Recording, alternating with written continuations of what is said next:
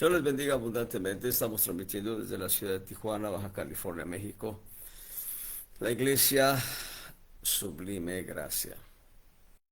Eh, la semana pasada terminamos de ver, por lo menos en la perspectiva de los tres aposentos altos del Nuevo Testamento, lo que corresponde a la enseñanza de los 12 principios fundamentales o 12 fundamentos que Dios deja para que en el plano espiritual la iglesia crezca. Y yo diría, no solo la iglesia, diría en primer plano el creyente.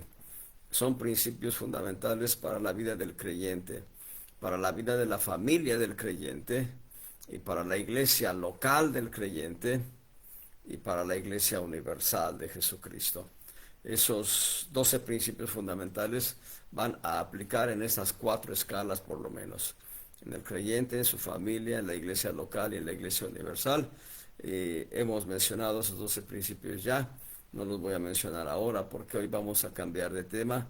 Sé que queda la deuda de hablar de los 12 principios fundamentales en la perspectiva de la historia de Israel, en la perspectiva de los 12 desiertos que transitó Israel desde Egipto hasta Palestina, diríamos hasta la tierra prometida. Esos 12 principios los podemos ver en la vida del Señor Jesús, en su ministerio, a partir del Evangelio de Juan o en las iglesias, en el libro de los Hechos, en la iglesia de Roma, en el capítulo 16 de la iglesia de los romanos, vamos a encontrar estos principios que son fundamento sólido para la edificación de una vida espiritual. Hoy vamos a tomar un tema nuevo y también desconozco hasta dónde vamos a poder llegar, pero por lo menos hoy quiero darles una panorámica, una perspectiva de el triple ministerio del Señor Jesús en la perspectiva de los tres ministerios que eran ungidos en el Antiguo Testamento. A manera de introducción, esto que voy a mencionar quizá ya lo han escuchado muchos de ustedes, pero para mí no me es molesto decir las mismas cosas. Para vosotros es útil. En Romanos 15:4 dice el apóstol Pablo, y estos son consejos del apóstol Pablo. Romanos 15:4, porque las cosas, yo diría las verdades que antes fueron escritas para nuestra enseñanza, fueron escritas para que por la paciencia y por la consolación de las escrituras tengamos esperanza.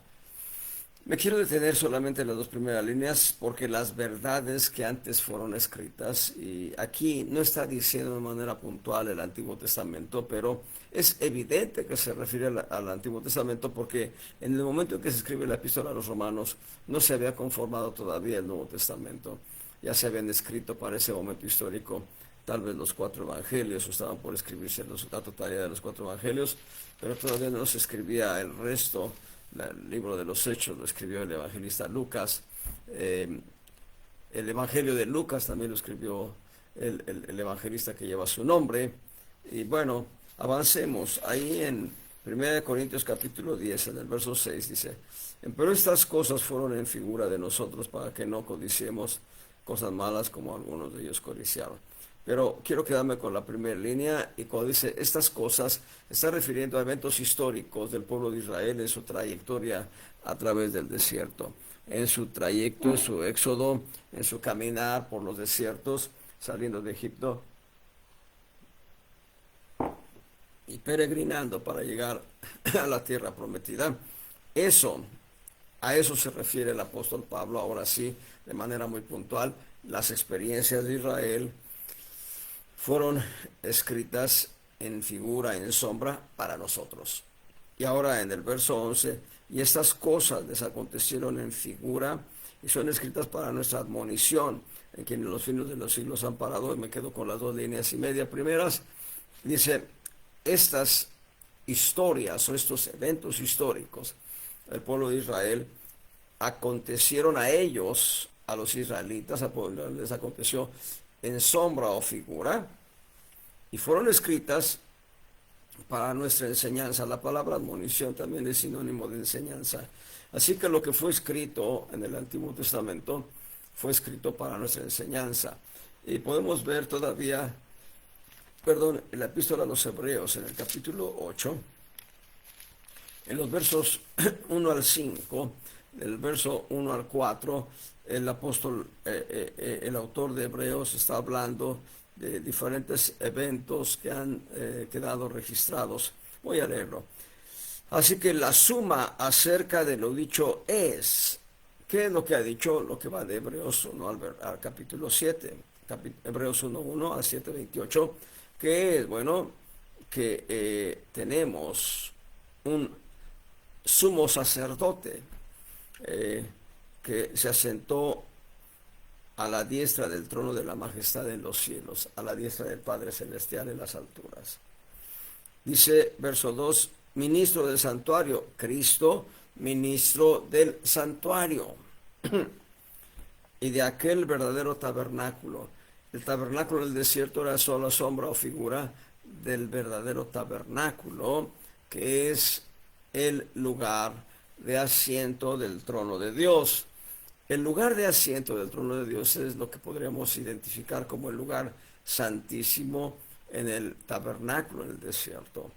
Y sigue diciendo, verdadero tabernáculo que el Señor asentó y no hombre.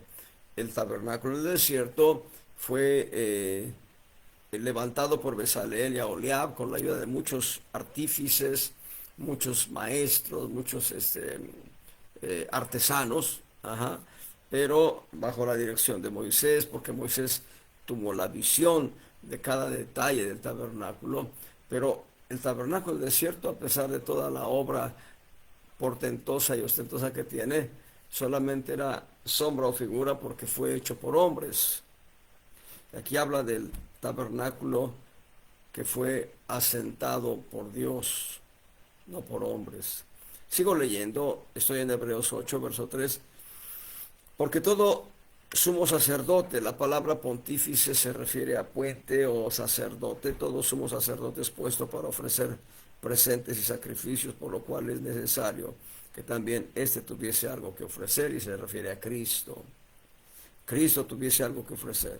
Verso 4, así que si Cristo estuviese sobre la tierra, ni aún sería sacerdote, habiendo aún los sacerdotes del sacerdocio arónico, ¿sí?, que ofrecen los presentes según la ley de Sinaí. Pero ahora el verso 5 es categórico para darle un machacón al clavo de lo que ya mencionamos en Romanos 15:4 y 1 Corintios 10:6 y 11. Dice, los cuales, todo lo que está describiendo previamente el autor de Hebreos, dice, sirven de bosquejo y sombra de las verdades celestiales. Bosquejo y sombra de las verdades celestiales. El tabernáculo en el desierto fue bosquejo y sombra del verdadero tabernáculo, bosquejo y sombra de Cristo, bosquejo y sombra del creyente, bosquejo y sombra de la iglesia, bosquejo y sombra del verdadero tabernáculo en el cual asiste, en el cual habita Dios. Pero no solo esto, sino todo el componente de Génesis 1:1 hasta Malaquías 4, en su último versículo, todo eso contiene un gran cúmulo de verdades espirituales que están descritas, que están descritas en su gran mayoría como sombras o figuras de verdades espirituales para nosotros. Ahí en el Antiguo Testamento, puntualmente a través de los profetas, sobre todo desde Isaías hasta Malaquías, encontramos un conjunto de verdades que hablan de lo que será el milenio, que hablan de lo que será la tribulación o la grande tribulación como tal, verdades que hablan de la iglesia, de la dispensación de la gracia, y la dispensación de la gracia también está descrita puntualmente en el santuario del desierto. Las verdades de gracia también aparecen en la tienda de campaña que levantó David, No olvidemos que en el desierto, antes del gran tabernáculo que se levanta en detalle en Sinaí, hubo un tabernáculo que era el tabernáculo de Moisés, donde Moisés consultaba a Dios. Después Dios ya manda las instrucciones en las que debe darse la construcción del tabernáculo, que habría de traer la presencia de la gloria de Dios en el lugar santísimo. Y bien, así en Hebreos 8 se nos habla que son bosquejo, que son sombra, figura de verdades celestiales. Allá en Hebreos, en el capítulo 9, versos 8 y 9, dice, dando en esto a entender el Espíritu Santo, que aún no estaba descubierto el camino para el santuario, entre tanto que el primer tabernáculo estuviese en pie. Habla del tabernáculo del desierto, habla del tabernáculo de Silo, que es el mismo tabernáculo, pero en Silo ya nada más quedaba el altar de bronce, ya solo quedaba la serpiente de bronce, si mal no recuerdo. Y dice, dando en esto a entender el Espíritu Santo, que aún no estaba descubierto el camino para el santuario, entre tanto que el primer tabernáculo estuviese en pie. Verso 9, lo cual era figura, nuevamente se vuelve a enfatizar que era figura de aquel tiempo presente, dispensación de gracia. Cuando dice tiempo presente, no está refiriendo a los días específicos en que se escribió la epístola a los Hebreos, sino se está refiriendo a toda la dispensación de la gracia que inicia con la muerte, sepultura y resurrección del Señor Jesucristo. Y siempre he reiterado los tres momentos: muerte, sepultura y resurrección. No bastaba con la muerte del Señor Jesús, era indispensable que Él se levantara de entre los muertos, sinónimo de que el sacrificio había sido acepto delante del Padre y testimonio vivo de que la gracia empezaba a tener su vigencia, y testimonio vivo de que esta dispensación daba lugar al levantamiento de una iglesia en la cual no solo hubiese judíos, sino gentiles. El tema de los gentiles es toda una enseñanza que debe verse por separado, pero los gentiles están en el corazón de Dios desde antes que Israel existiera, desde antes de Abraham, desde antes de Tare, etc. Pero continuemos, dice aquí, Hebreos 9:9, era figura de aquel tiempo presente, la dispensación de la gracia, en el cual se ofrecían presentes y sacrificios que no podían hacer perfecto. Esto habla de la dispensación de la ley de Sinaí, que no podían hacer perfectos cuanto a la conciencia al que servía con ellos. Y bueno, constituía solo en viandas, verso 10, en bebidas, en diversos lavamientos y ordenanzas acerca de la carne, impuestas hasta el tiempo de la corrección. Pero vean el verso 11. Mas estando ya presente Cristo, sumo sacerdote de los bienes que habían de venir en la dispensación de la gracia, por el más amplio y más perfecto tabernáculo o santuario, el lugar de habitación de Dios, el auténtico, verdadero lugar de habitación de Dios, dice, no hecho de manos, es a saber, no de esta creación. Y va a describir cómo el Señor Jesucristo cumple la sombra o figura del sacerdocio levítico en Levítico 16, lo cumple Él en su persona. Cristo Jesús va a cumplir Levítico 16 en su propia persona, el Espíritu de Cristo siendo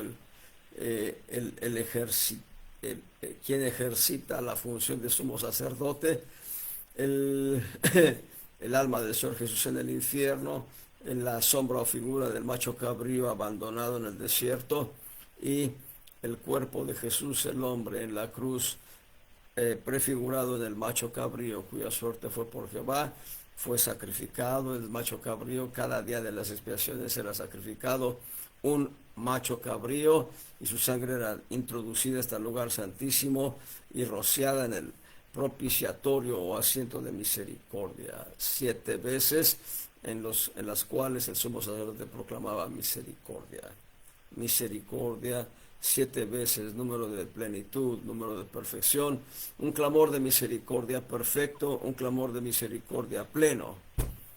Bendito sea el Señor. Bueno, con esta introducción encontramos también que en el Antiguo Testamento había 3 personajes que eran ungidos con aceite.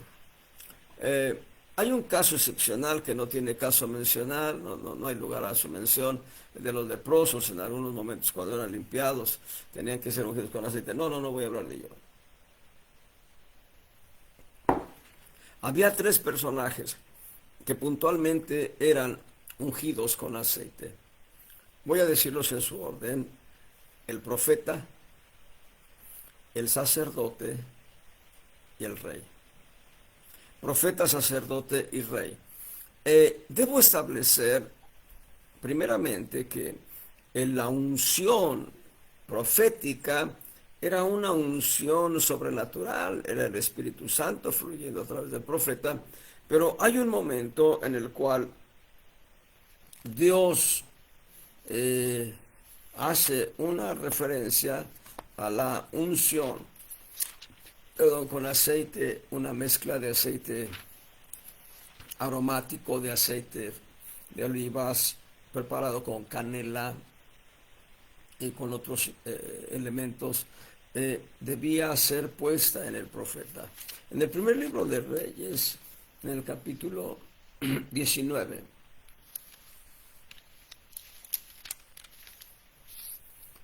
primero de Reyes 19, en el verso 16, voy a leer.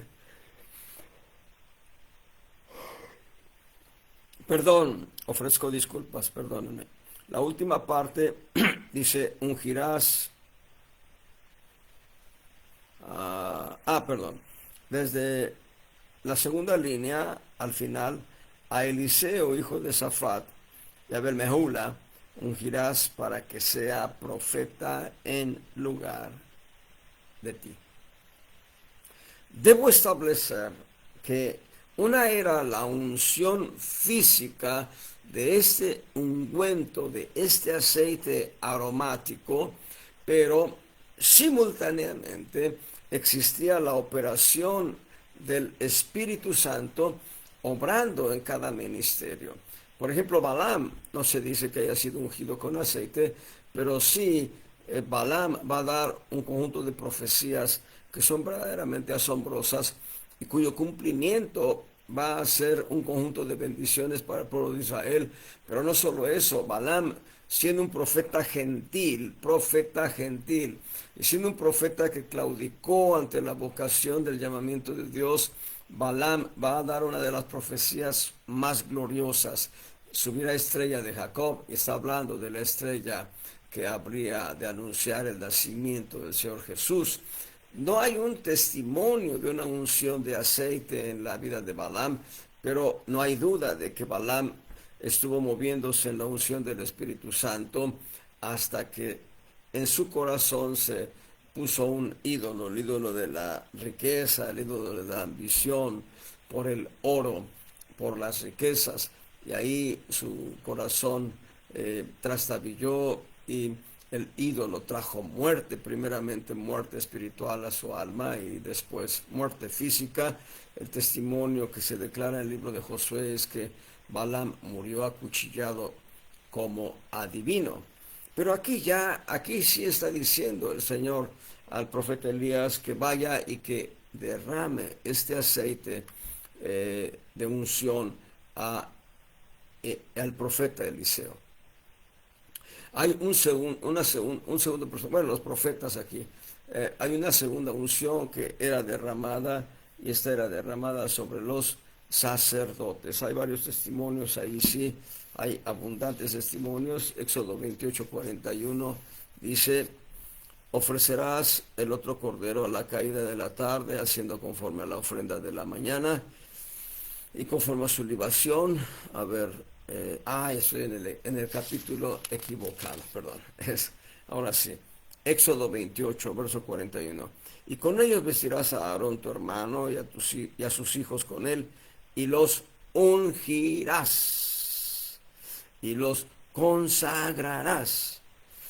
y santificarás para que sean mis sacerdotes. Notemos pues que aquí se habla de una unción, eh, un cuerno que debía contener el aceite de la unción, era puesto, era vaciado, era derramado sobre los sacerdotes. Hay textos todavía en Éxodo 40:15. Hay más textos, solamente quiero citar 3, 4 textos en torno al sacerdote para después entrar en otros temas que tienen que ver precisamente con esto, esas tres figuras, sombras del Señor Jesús. En Éxodo 40, en el verso 15, dice, y los ungirás, aquí está Dios instruyendo a Moisés, que ungirá a los sacerdotes, como ungiste a su padre, a los hijos de Aarón, habrá que ungirlos también, serán mis sacerdotes, y será que su unción les servirá por sacerdocio perpetuo, por sus generaciones. El Salmo 133 es un salmo, es un poema muy hermoso. Mirad cuán bueno y cuán delicioso es habitar los hermanos juntamente en armonía.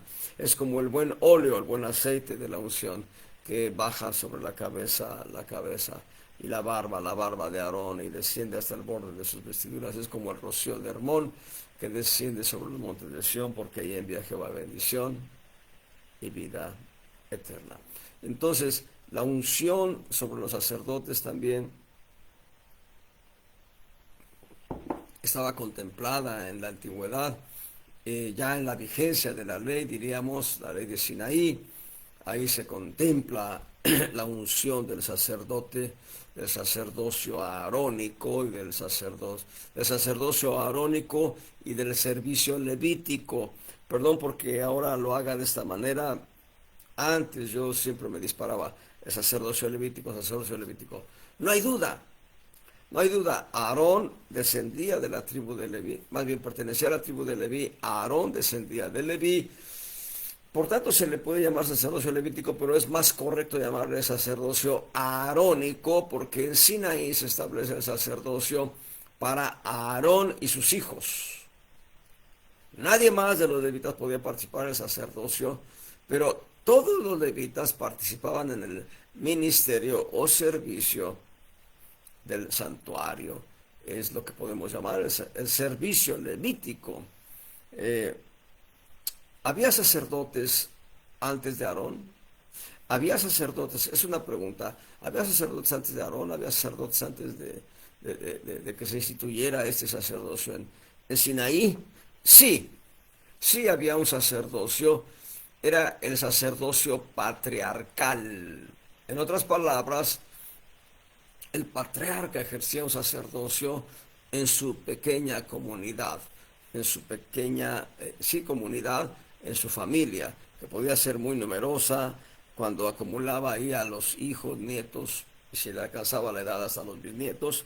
Sí, había un sacerdocio patriarcal. Nosotros lo podemos ver en la vida de Abraham, uno de los tantos modelos que nos da el Antiguo Testamento, y diría yo, uno de los tantos modelos que nos da la Escritura antes del pacto de Sinaí. Por lo menos Abraham levantó 7 diferentes altares y ofreció víctimas para el Señor, ante el Señor Jehová. Una de esas víctimas vino a ser Isaac, de acuerdo a Génesis 22. Ese es un sacerdocio de patriarcas. También el sacerdocio era transferido al primogénito. El hijo primogénito, el primer hijo, o aquel al cual el padre consideraba primogénito, recibía, entre otras bendiciones, ejercer el sacerdocio patriarcal, sacerdocio que permaneció después de la ley de Sinaí. Cuando ustedes leen el libro de Samuel van a encontrar que uno de los pretextos que da David para ausentarse de la mesa servida por Saúl, rey de Israel, es el hecho de que su hermano mayor, el hermano mayor de David, le ha llamado para ir a Betlehem a presentar sacrificios ante el Señor, dado que es la nueva luna. Y esto habla del sacerdocio patriarcal o sacerdocio primogénito del hermano mayor de David. El mismo sacerdocio patriarcal existía. Eso es importante. Quiero darles un dato muy trascendente que está ahí en Génesis capítulo 18, donde dice el Señor en el verso 19, voy a leer desde el verso 17, y Jehová dijo, encubriré yo a Abraham lo que voy a hacer, habiendo de ser Abraham en una nación grande y fuerte, y habiendo de ser benditas en él todas las gentes de la tierra. ¿Qué va a decir enseguida? Vean el testimonio profundo del corazón de Dios, porque Dios conoce todo lo que va a suceder. Dice, porque yo lo he conocido. Dios da testimonio de que él ha conocido a Abraham.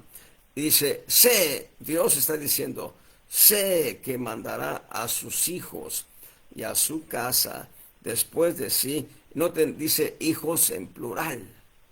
Todavía no nacía Isaac, el segundo, y solamente había nacido Ismael. Dice hijos en plural. Dice que después de sí, que guarden el camino de Jehová, que haga venir Jehová sobre Abraham lo que ha hablado acerca de él. Y bueno, una semilla, te doy una semilla. Los reyes que vinieron de Oriente para dar testimonio del nacimiento del Mesías, del rey de Jerusalén, del rey de Israel o del rey de Judea, que era Jesús el Cristo. Los reyes que vinieron del Oriente eran descendientes de Abraham. Hay todo un tiempo para dar una enseñanza sobre ello. El profeta Isaías menciona 5 familias descendientes de Abraham, y ninguna desciende de Isaac, ninguna desciende de Israel. Son hijos descendientes de Ismael, porque es Nabayot, fue el primogénito de Ismael, pero los demás son descendientes de la unión que tuvo Abraham con Setura. Y ahí muy importante el dato, muy importante el dato, porque de acuerdo a Génesis, capítulo 25, una vez que muere Sara, Abraham toma otra mujer por concubina, Setura, y de Setura nacieron Simram, Joksan, Medan, Midian, Ishbak y Sua. Y ahora es importante entender que de Midian, quien también es Madián, es interesante esto, descendiente de Midian o de Madián, es Jetro, el suegro de Moisés. Y el encuentro que tiene Moisés con Jetro es interesante en la descripción que nos da Éxodo, porque dice la escritura, debe ser Éxodo capítulo 2, permítame, a Jetro se le conoce como Raguel, como Madián, debe tener por lo menos 4 diferentes nombres, yo acabo de mencionar 3, Jetro, Raguel, Madián, ahí en el verso 18, volviendo de ellas a Raguel, ahí está Raguel, como Raguel, pero allá en el verso 10 dice, 16, corrijo, estoy en Éxodo capítulo 2, verso 16, tenía el sacerdote de Madián 7 hijas. Esta palabra sacerdote también es príncipe. El Antiguo Testamento en el lenguaje hebreo contemplaba príncipe y sacerdote. Así que Madián, Jetro, Raguel, era sacerdote. Creo que me extendí mucho sobre el tema del sacerdocio, pero quiero tratar de terminar esta introducción todavía debo hablar del rey, pero bueno, hemos visto que había sacerdocio patriarcal como el que ejerció Abraham, había sacerdocio de primogenitura que lo heredó Jacob cuando pelea contra Esaú de una manera intelectual, cuando Saúl le pide de comer lentejas y Jacob le dice, pues véndeme tu primogenitura por un plato de lentejas y tal vez un trocho de carne. Y Saúl dijo, pues yo me voy a morir. ¿Qué me sirve la primogenitura? Si no me das de comer, me voy a morir. Bueno, pues entonces lo que hace Jacob es tomar de los 3 derechos de primogenitura el sacerdocio patriarcal, sacerdocio de primogénito, y había el sacerdocio levítico, el sacerdocio arónico, mejor dicho, mejor llamado sacerdocio arónico. Muy bien, perdón por extenderme tanto. Y tenemos también un personaje más que era ungido como rey. En el primer libro de Samuel, en el capítulo 9, verso 16. Primero de Samuel 9, 16. Mañana a esta misma hora, Dios hablándole al profeta Samuel. Yo enviaré a ti un varón. Dios habría de traer un varón ante Samuel. De la tierra de Benjamín, al cual ungirás por príncipe sobre mi pueblo Israel, y salvará mi pueblo de mano de los filisteos, pues yo he mirado a su pueblo, yo he mirado a mi pueblo porque su clamor ha llegado hasta mí. Y aquí está la unción del rey. Saúl vino a ser el primer rey de Israel una vez que Israel se asentó en la tierra prometida. Moisés es llamado rey sobre Israel desde Egipto y por todo el trayecto hasta los linderos en que habrían de heredar los israelitas.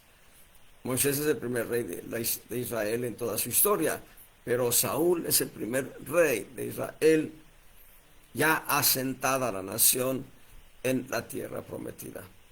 Luego tenemos en el propio primer libro de Samuel, el capítulo 16, versos 12 y 13. Primer libro de Samuel, capítulo 16, versos 12 y 13. Y aquí es Samuel en Betlehem, en tierra de David, en tierra de Isaí. Y Samuel ha ido a Betlehem por instrucciones de Dios para ungir por rey a David. Samuel no sabe quién es el nuevo rey. Saúl seguía reinando, Saúl no había muerto. Pero por instrucciones de Dios, Samuel va a Betlehem para presentar ofrendas ante Dios. Y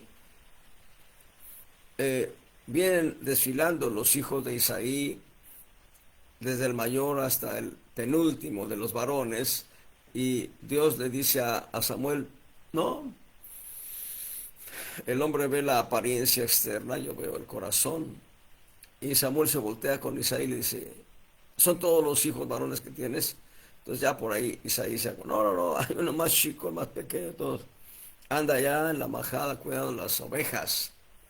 Samuel dice, pues tienes que traerlo porque no podemos comer el sacrificio hasta que cumpla el propósito de Dios. Así que lo mandan traer. Ahí en el verso 16 hay por ahí una película vieja donde se describe que Samuel fue al campo, buscó a David, lo encontró allá en el campo, a un lado de una roca, y ahí lo unge. No, eso no es cierto. Dice, verso 12, siempre hay que basarnos en la escritura, amados hermanos. Siempre. Envió pues por él e introdújolo. Estaba en la casa, pues, ya que lo trajeron a la casa. El cual era rubio, de hermoso parecer y de bello aspecto. Entonces Jehová le dijo a Samuel, levántate y úngelo, que este es. Verso 13, Samuel tomó el cuerno del aceite y ungiólo de entre sus hermanos. Y desde aquel día en adelante el espíritu de Jehová tomó a David, levantóse luego Samuel y volvióse a Rama. En otras ocasiones le ponen acento, otras no. Rama. Ese Rama también es Ramataim, porque Samuel era originario de Rama o de Ramataim, de ahí era Elcana su padre. Bueno, otro testimonio de unción de rey en el primer libro de Reyes 19:16. Ahí donde se habla de la unción de Eliseo, también se habla de la unción de un rey. Voy a leer desde el verso 15, ahí en el verso 15 está el testimonio de la unción para otro rey ajeno a Israel. Díjole Jehová a Elías, al profeta Elías, díjole, ve, vuélvete por tu camino, por el desierto de Damasco, llegarás y ungirás a Hazael por rey de Siria. Verso 16, y a Jehú, hijo de Nimsi, ungirás por rey sobre Israel, sobre Samaria. Veamos pues que la unción con aceite era puesta la unción con aceite en profetas, en sacerdotes y en reyes. Y esto es importante porque estas tres unciones fueron cumplidas en nuestro amado Señor Jesucristo. Ahora, les reitero, la unción con aceite era una, pero el Espíritu Santo venía y posaba sobre el profeta, sobre el sacerdote, sobre el rey. Ahí mismo, volvamos a Samuel, es importante, lo acabamos de leer, y si no lo leemos ahora. Primer libro de Samuel, capítulo 16, en el verso 14 ahora, el espíritu de Jehová se apartó de Saúl, atormentábale el espíritu malo de parte de Jehová. Y bueno, el verso 13 es el que dice, lo acabamos de leer, el espíritu de Jehová tomó a David y levantóse luego Samuel y volvióse a Rama. El espíritu de Jehová tomó a David. Y en el Antiguo Testamento había un fenómeno, el Espíritu Santo podía dejar el ministerio sin unción. El Espíritu Santo se apartó de Saúl. Por eso en el Salmo 51, David, clamando a Dios, le dice, no quites de mí tu Santo Espíritu. Cuando Samsón es rapado, cuando Samsón le cortan el pelo, en realidad el cabello de Nazareo no era la fuente de poder de Samsón. La fuente de poder de Samsón era la unción sobrenatural del Espíritu Santo, poder de lo alto al servicio de Samsón. El poder del Espíritu Santo obraba en Samsón para poder arrancar una puerta pesadísima con sus columnas, cargarla sobre los hombros y llevarla lejos a una colina. No era la fortaleza de Samsón. Tal vez Samsón era un hombre tan débil, no diría, tal vez era tan delgado y bajo de estatura, que por eso los filisteos preguntaban cuál es la fuente de su fuerza. Y no era el cabello largo, ni tampoco era el voto nazareo, era la unción del Espíritu Santo en él. Y hablando de unción, precisamente, nosotros vamos a encontrar que existen ministros del Antiguo Testamento que van a tener doble unción. Un ejemplo práctico, hablando del rey David, el rey David tuvo la unción de rey y la unción de profeta. David profetizó, David hizo profecías, algunas de ellas o muchas de ellas están en los Salmos, el libro de los Salmos, en los 72 salmos que él compuso. Hay salmos huérfanos, es decir, hay salmos que no tienen nomenclatura de quién es el autor. El Salmo 1, por ejemplo, habla proféticamente del Señor Jesús. Pero en el conjunto de 72, 73 salmos, son 72 si mal no recuerdo, los salmos de David, hay muchas palabras proféticas.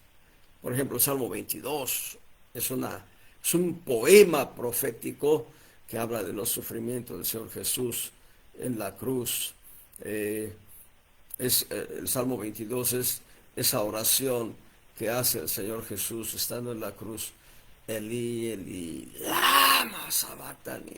Bueno, entonces hay ministros del Antiguo Testamento que van a tener doble función. Por ejemplo, Moisés ejerció un sacerdocio patriarcal a pesar de no ser el primogénito. Eh, eh, Aarón era 2 años mayor que Moisés. Entonces, el sacerdocio patriarcal por herencia le correspondería a Aarón, y sin embargo Moisés cumplió un ministerio sacerdotal mientras acompañó el tabernáculo, mientras acompañó al pueblo de Israel a lo largo de los 12 desiertos. Pero Moisés fue profeta también. Abraham fue profeta, y el testimonio lo da la escritura. Dios le dice a Faraón o a Abimelech, uno de los dos, dice que Abraham ore por ti porque es profeta. Dios dice, Abraham es profeta. Y Abraham cumplió el ministerio profético, pero también Abraham cumplió como sacerdote patriarcal, ejerciendo, levantando 7 altares para Dios. Tenemos 2 ejemplos muy preciosos ahí bueno, Elías, no debo ir lejos, Elías, su ministerio, el ministerio de Elías era de profeta, pero en el reto del Monte Carmelo, Elías levanta un altar para Dios y ofrece un buey en sacrificio delante del Señor, en holocausto. Y Dios hace caer fuego del cielo sobre la víctima. Así que Elías cumplió el doble rol, profeta y un ministerio sacerdotal, muy ajeno al sacerdocio arónico, insisto ahí. Tenemos 2 ejemplos interesantes. Jeremías era sacerdote. Jeremías era sacerdote y cumple un ministerio profético profundo, intenso. Jeremías 1:1. Las palabras de Jeremías, hijo de Hilcías, de los sacerdotes que estuvieron en Anatot, en tierra de Benjamín. Hilcías, el padre de Jeremías, era sacerdote. Por tanto, Jeremías tenía el sacerdocio por herencia. Ezequiel era sacerdote y también cumplió el rol de profeta. Vaya, también profecías que encontramos en el libro del profeta Ezequiel. Ezequiel 1, verso 1, fue que a los 30 años, en el mes cuarto, yo aquí estoy suponiendo que son los 30 años del cautiverio de Judá. En el mes cuarto, a 5 del mes, estando yo en medio de los transportados junto al río de Quebar, los cielos se abrieron y vi visiones de Dios. Verso 3, fue palabra de Jehová a Ezequiel, sacerdote, hijo de Buzi, en la tierra de los caldeos, junto al río de Quebar. Fue ahí sobre él la mano de Jehová. Y aquí encontramos solamente dos testimonios, 2 ejemplos prácticos, 2 ejemplos muy prácticos de cómo se cumplen 2 ministerios, el de sacerdotes y el de profetas. Jeremías por sí mismo era sacerdote. Él tenía la condición de sacerdote porque su padre era sacerdote, sus ancestros eran sacerdotes. Y Ezequiel, la misma historia. Jeremías y Ezequiel eran sacerdotes de Dios. Pero Dios les va a dar una unción profética. Y es interesante cómo la unción profética en Jeremías es una unción interesante, donde dice, estoy en Jeremías 1, ya regresé a Jeremías 1. Verso 4, fue pues palabra de Jehová a mí diciendo, Jeremías está hablando, que Dios le habló, diciendo, antes que te formase en el vientre, te conocí. Dios diciéndole a Jeremías que Dios conoció a Jeremías antes que se formase en el vientre, en la presencia divina. Antes que salieses de la matriz te santifiqué, te di por profeta. Ya Dios lo había llamado a ser profeta. Él ya tenía por herencia el sacerdocio y Dios lo llama a ser profeta. Y yo dije, Jeremías, Señor Jehová, aquí que no sé hablar porque soy niño. Vean la palabra que le da el Señor. No digas, soy niño, porque todo lo que te enviaré irás tú y dirás todo lo que te mandaré. Qué precioso. Es una panorámica muy preciosa de cómo la unción del aceite que era puesto sobre las cabezas del profeta, el sacerdote y el rey, realmente era un simbolismo, era un auténtico simbolismo, porque la unción auténtica, real, era la operación del Espíritu Santo en los profetas, sacerdotes y reyes. Caifás, un sacerdote que no creyó al ministerio del Señor Jesucristo. Caifás, un sacerdote que no creyó a las diferentes expresiones de gracia que dio el Señor Jesús y testimonios que dio de que Él es el Hijo de Dios. Caifás no creyó, y sin embargo Caifás profetizó que era necesario que el Cristo muriese para salvar a la nación de Israel. Ahí se quedó corto Caifás, porque era necesario que el Cristo muriese no solo para salvar a Israel, sino a todos los gentiles que creyésemos en Cristo. Gloria al Señor. Amados hermanos, esto es precioso. Estas tres unciones van a posar en nuestro amado Señor Jesucristo. Y primero quiero leer la unción espiritual. Hay por ahí una enseñanza, tengo que darla en alguna ocasión, sobre los siete llamamientos del Señor Jesús, que nosotros debemos cumplir. Él salió del mundo, de Egipto llama a mi hijo. Él fue a la responsabilidad cuando se queda en Jerusalén para hablar con los sacerdotes que tenían, el testimonio de la ley, llamado a la responsabilidad, llamado a vencer la tentación y el pecado, cuando es llevado llamado a un ministerio ungido y aprobado, cuando viene el Espíritu sobre él en forma corporal como de paloma.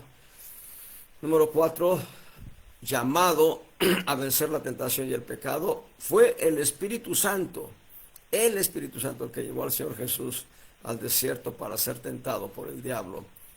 Y ahí venció al Satanás. Nuestro amado Señor Jesús venció al enemigo. Luego número 5, llamado a un ministerio ungido y aprobado. Una cosa es el sacerdocio, otra cosa es el ministerio. Ungido y aprobado, y ahorita lo vamos a ver. Luego número 6, llamado a una vida abundante, y finalmente llamado al trono. 7 llamados del Señor Jesús que debemos cumplir nosotros.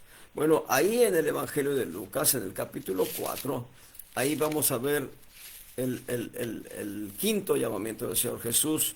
En Lucas capítulo 4, verso 18, dice, y aquí está citando al profeta Isaías.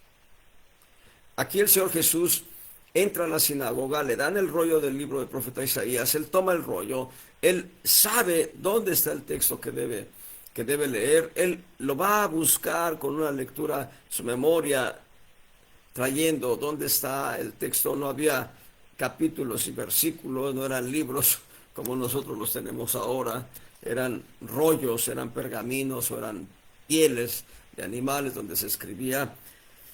Pero el Señor conocía la escritura del profeta Isaías. El Señor había estudiado desde muy pequeño, durante toda su vida, toda la ley, desde Génesis 1:1 hasta el final de Malaquías, capítulo 4, y su último versículo, hasta ahí él había memorizado todo el Señor Jesús. Él veía cómo se iban cumpliendo palabras proféticas dadas para él, dadas por el Espíritu Santo para él, y más que por el Espíritu Santo, el espíritu de la profecía. Y entonces llega ese texto, Lucas 4:18. El Espíritu, bueno, verso 17, fuele dado el libro del profeta Isaías. Como abrió el libro, halló el lugar donde estaba escrito el Espíritu del Señor, y en el texto de Isaías, el Espíritu del Señor Jehová es sobre mí, por cuanto me ha ungido. ¿Quién? Jehová. ¿Cómo lo ungió? Con el Espíritu Santo. Dice, me ha ungido para dar buenas nuevas a los pobres. Me ha enviado para sanar a los quebrantados de corazón, para pregonar a los cautivos libertad y a los ciegos vista, para poner en libertad a los quebrantados. Y aquí el Señor Jesús va a pausar un texto y no lo leyó. No lo leyó deliberadamente y dice, para predicar el año agradable del Señor. Y enrollando el libro, lo dio al ministro, sentóse, y los ojos de todos en la sinagoga estaban fijos en él, y comenzó a decirles, hoy se ha cumplido esta escritura en vuestros oídos. Gloria al Señor. No en vuestros ojos, en vuestros oídos, porque la escritura fue hablada. Y bueno, ¿qué texto, qué línea omitió el Señor leer? El día de la ira del Señor. Vamos a verlo allá en Isaías. Eso es una semilla. Voy a regresar ahorita al ministerio del Señor Jesús, pero ahí en Isaías capítulo 60 debe ser, no, es Isaías, ahorita les digo muy bien, 61, sí. Isaías capítulo 61 dice, verso 2, a promulgar el año de la buena voluntad de Jehová y día de venganza del Dios nuestro. Esa línea la omitió en la lectura, porque el día de venganza del Dios nuestro será cuando empiece la grande tribulación. El tiempo de venganza del Señor son 7 años de grandes calamidades para esta tierra. 7 años en que habrá de todo en cuanto a tribulación. Y la Escritura dice que los hombres buscarán la muerte y no la hallarán. Bueno, regreso. Así que en Lucas 4 el Señor testifica de la unción del Espíritu Santo, pero no solo eso. Recuerden lo que dice Mateo capítulo 3. Ahí está la unción para un sacerdocio ungido. Es Mateo capítulo 3, versos 16 y 17. Jesús, después que fue bautizado, subió del agua. Y aquí los cielos fueron abiertos, y vio al Espíritu de Dios que descendía como paloma y venía sobre él. Y aquí una voz de los cielos que decía, este es mi Hijo amado, en el cual tengo contentamiento. Así que él se bautiza, se bautiza en agua no porque tuviera pecados que arrepentirse, sino para cumplir la ley, para cumplir toda justicia. Se bautiza, y entonces al bautizarse el Espíritu Santo viene sobre él, y ahí inicia su ministerio, y entonces él recibe la unción para su sacerdocio. Pero acá en Lucas 4, él ya ha vencido la tentación y el pecado. Y entonces cuando lee el profeta Isaías, el Señor Jesús está testificando que la unción del Espíritu Santo está sobre él. Y muy importante, ¿respecto de cuál ministerio? Yo diría respecto de los 3 ministerios. El Señor Jesús es profeta, es sumo sacerdote y es Rey de reyes y Señor de señores. El Señor Jesús no es un profeta, no es uno de los profetas, no es algún profeta, no. El Señor Jesucristo es el profeta. El profeta. Nosotros podemos ver en Deuteronomio 18. Deuteronomio 18, verso 15.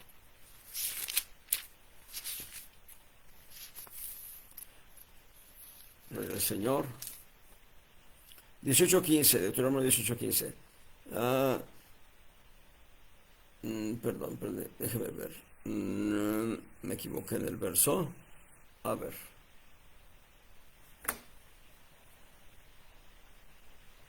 Oh, sí, otra vez me equivoqué. No en la cita, estoy correcto.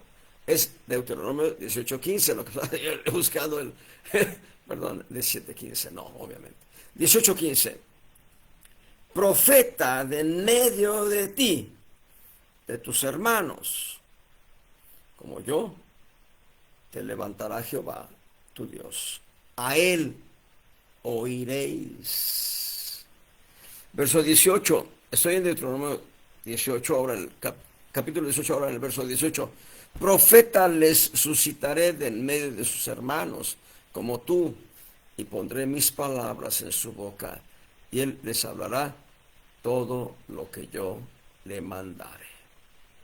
Así que la unción del Espíritu Santo, y yo ya no me quiero detener ahorita, tengo los textos bíblicos, a ver si hay oportunidad, los puedo citar la próxima semana, pero hay tres unciones por lo menos que recibe el Señor de aceite en su cabeza y en sus pies. La suma es tres unciones. Una es en su cabeza, dos unciones en sus pies. Una en casa de Simón el leproso, otra en casa de Lázaro, y ahorita no os puedo decir si es otra en casa de Simón el fariseo, pero bueno, de esas quiero hablarles tal vez, si hay oportunidad, hablaré la próxima semana. Pero quiero que vean esto, que es muy importante. Aquí está profetizado en Deuteronomio 18, 15 y 18 el envío de Dios de el profeta. No un profeta, no algún profeta, no uno de los profetas, o muchos profetas, sino el profeta. Como dando a entender el único profeta. Y si ustedes quieren verlo de una manera muy rápida, Apocalipsis 19:10, en la última línea, dice que el espíritu de la profecía, a ver, es Apocalipsis 19:10, que el testimonio de Jesús, el testimonio de Jesús es el espíritu de la profecía. Él es el profeta por excelencia. Cristo Jesús es el profeta por excelencia. Ya que estamos en Deuteronomio y un avance muy rápido, ahí en Deuteronomio 17, ahora sí el verso 15 también, sin duda pondrás por rey sobre ti al que Jehová tu Dios escogiere de entre tus hermanos, pondrás por rey sobre ti. No podrás poner sobre ti hombre extranjero que no sea tu hermano. Herodes el tetrarca, Herodes el grande, usurpó el trono de Israel. Herodes el grande, Agripa, los hijos de Herodes usurparon el trono de Israel, porque ninguno de ellos era israelita. Herodes el grande era idumeo, descendiente de Edom. Bueno, aquí ya estamos hablando de dos profecías. Cristo el profeta y Cristo el rey. Y hay una profecía más que me ha impactado en el primer libro de Samuel, en el capítulo 2. Capítulo 2, primer libro de Samuel, capítulo 2, en el verso 35, Dios hablando a través de un profeta, a Elí. El profeta que da esta palabra no se menciona su nombre, no se sabe quién fue, solamente se sabe que fue un hombre enviado por Dios ante Eli, el sumo sacerdote de Silo, Eli, sacerdote aarónico, Eli, sacerdote descendiente de Aarón. Y Dios le dice a Eli a través del profeta, es primer libro de Samuel 2, verso 35, y yo me suscitaré un sacerdote fiel que haga conforme a mi corazón y a mi alma, y yo le edificaré casa firme y andará delante de mí ungido, Todos los días esta palabra habla de Cristo.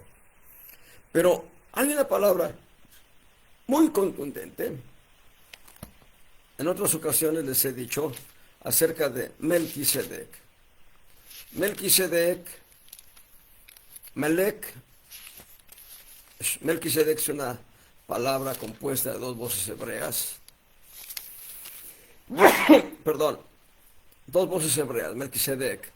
Melec significa rey, Sidkenu significa justicia, y este Melquisedec solamente lo vamos a encontrar en todo lo que es el antiguo pacto, antes de Sinaí, en Génesis 14, verso 18. Entonces Melquisedec, rey de Salem, sacó pan y vino, el cual era sacerdote del Dios Altísimo, y bendijo a Abraham. Dijo: bendito sea Abraham del Dios Altísimo. Gloria al Señor. No se vuelve a mencionar. Y en toda la ley de Sinaí, y en todo el texto continuo al pacto de Sinaí, solamente se menciona a Melquisedec en el Salmo 110, verso 4, donde Dios, hablando proféticamente a través de David rey, David profeta, aquí como profeta, Dios habla a través del rey David como profeta y dice: juró Jehová y no se arrepentirá. Tú eres sacerdote para siempre, según el orden de Melquisedec. No se vuelve a hablar de Melquisedec. Solo dos textos hablan de Melquisedec: Génesis 14 y Salmo 110, verso 4. No se vuelve a hablar de Melquisedec. En el Nuevo Testamento no se habla de Melquisedec, excepto la epístola a los Hebreos, pero la epístola a los Hebreos nos da todo un tratado doctrinal del sacerdocio de Cristo según el orden de Melquisedec. Hebreos 7. Porque este Melquisedec, rey de Salem, sacerdote del Dios Altísimo, el cual salió a recibir a Abraham, que volvía de la derrota de los reyes, y le bendijo, al cual asimismo dio Abraham los diezmos de todo. Para quienes dicen que no hay diezmos, bueno, el que no paga diezmos no quiere recibir bendición de Dios. Dios atesora sus diezmos allá en una cuenta bancaria de los cielos, que es mucho más efectiva que los bancos de aquí en la tierra. Bueno, al cual asimismo dio Abraham los diezmos de todo. Primeramente, Melquisedec, primeramente se interpreta rey de justicia. Melec, rey; Sidkenu, justicia. Melquisedec, rey de justicia. Y luego también rey de Salem, esto es rey de paz. Este Melquisedec es sombra o figura de Cristo. Hay quienes afirman que es Cristo mismo. Verso 3, estoy en Hebreos 7, verso 3. Sin padre, sin madre, sin linaje, que ni tiene principio de día ni fin de vida. Pero el Señor habla de Cristo. Mas hecho semejante al Hijo de Dios. Melquisedec semejante al Hijo de Dios. Permanece sacerdote para siempre. Y aquí está el meollo, la médula, la esencia, el corazón de la enseñanza en la parte del sacerdote. Encontramos que Melquisedec era rey y era sacerdote. Y Melquisedec es tipo, sombra o figura de Cristo Jesús. Y entonces encontramos que Cristo recibe la unción del Espíritu Santo para ejercer un triple ministerio: profeta, sacerdote y rey de reyes. Como profeta, Cristo es el profeta. Como sacerdote no es sacerdote, es sumo sacerdote del Dios Altísimo, según el orden de Melquisedec, no según el orden de Aarón. El mismo autor de Hebreos nos dice ahí en Hebreos 7, en el verso 14: notorio es que el Señor nuestro nació de la tribu de Judá, sobre la cual nada habló Moisés tocante al sacerdocio. Es evidente, Moisés no habló del sacerdocio de Cristo porque estaba profetizado por David en el Salmo 110, y la sombra o la figura se da en Génesis 14 con una personificación de Melquisedec. Ya entonces ya tenemos un cuadro completo. Cristo tiene la unción de profeta, sacerdote y rey. Y en los tiempos pasado, presente y futuro, Él ha cumplido el ministerio de profeta. Veamos un solo texto nada más de cómo Él inicia su ministerio profético, su ministerio de profeta. Mateo 4:17. Desde entonces comenzó Jesús a predicar y a decir: arrepentíos, que el reino de los cielos se ha acercado. Ahí está. El profeta en el Antiguo Testamento, era la voz de Dios a la humanidad. Y aquí está la voz de Dios a la humanidad. Arrepentíos. El reino de los cielos, que es la iglesia de Cristo, se ha acercado. Voy a dar la semilla rápidamente. Como sumo sacerdote del Dios alto, del Dios altísimo, con su muerte, sepultura y resurrección, ejerce un ministerio sacerdotal, Cristo. Mientras que el profeta es la boca de Dios a la humanidad, el sacerdote es el que intercede por el pueblo delante de Dios. Intercede por el pueblo delante de Dios. Regresemos a Hebreos capítulo 7. Hebreos capítulo 7, verso 24 en adelante. Mas Cristo Jesús, por cuanto permanece para siempre, tiene un sacerdocio que no cambia. Un sacerdocio que permanece, que es inalterable, es inmutable. Verso 25, por lo cual puede también salvar eternamente. Oh, qué preciosa palabra de gracia. Salvar eternalmente, para los que predican que la salvación se pierde, por favor, salvar eternalmente a los que por Él, a los que por medio de Cristo se allegan a Dios. Viviendo siempre, y aquí está la clave de su sacerdocio, para interceder por ellos siempre. Cristo está intercediendo por todos los que somos llamados de su nombre, por todos, ante el Padre Celestial. Y tiene las pruebas, tiene los argumentos sólidos para interceder por nosotros. Las marcas en sus manos, en sus pies, en su costado, en su frente. La sangre del esparcimiento, que habla mejor que la de Abel. La sangre de Abel clama justicia, la sangre de Cristo clama misericordia, misericordia, misericordia.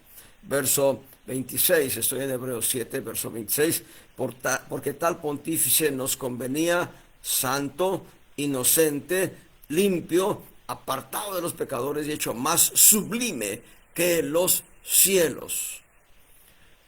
Los sacerdotes descendientes de Aarón tenían que ofrecer un sacrificio por sí mismos. Cristo no tuvo necesidad de ofrecer un sacrificio por sí mismo, porque entonces su sacerdocio no serviría. No, Él ofreció el cuerpo de Jesús el hombre, el alma de Jesús el hombre, sin pecado y sin mancha. Aleluya.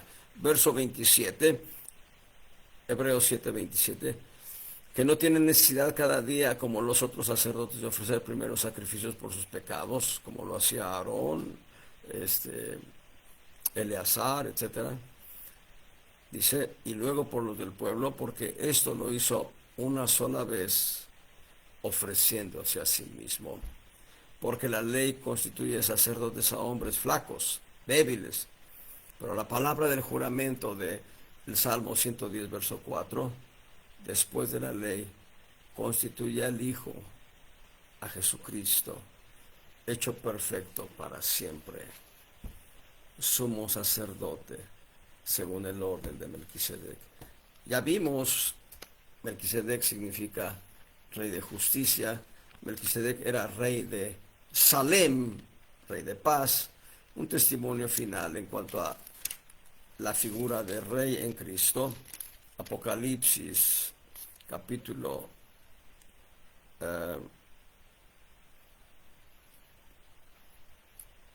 19, verso 16. Apocalipsis 19, 16. Y en su vestidura, la vestidura de Cristo, y en su muslo tiene escrito este nombre: Rey de Reyes y Señor de Señores. No hay tiempo ya para explicarlo, solamente decirles la semilla. El reino de Cristo es un reino de reyes. Los ciudadanos del reino de Cristo son reyes. Perdón, acabo de cometer un dislate, voy a decirlo de una manera más correcta. Los ciudadanos del reino de Cristo somos reyes. Dije, son reyes, no, yo también. Y de Jesucristo, el testigo fiel, a que nos amó y nos ha lavado con de nuestros pecados y nos hizo reyes. Cristo nos hizo reyes. Alguien ha dicho, Él es rey sobre los reyes de las naciones. Yo diría, tiene razón, pero es más profundo establecer que Él es rey en un reino cuyos ciudadanos, somos reyes. Vamos a parar ahí. Dios les bendiga abundantemente, amados hermanos.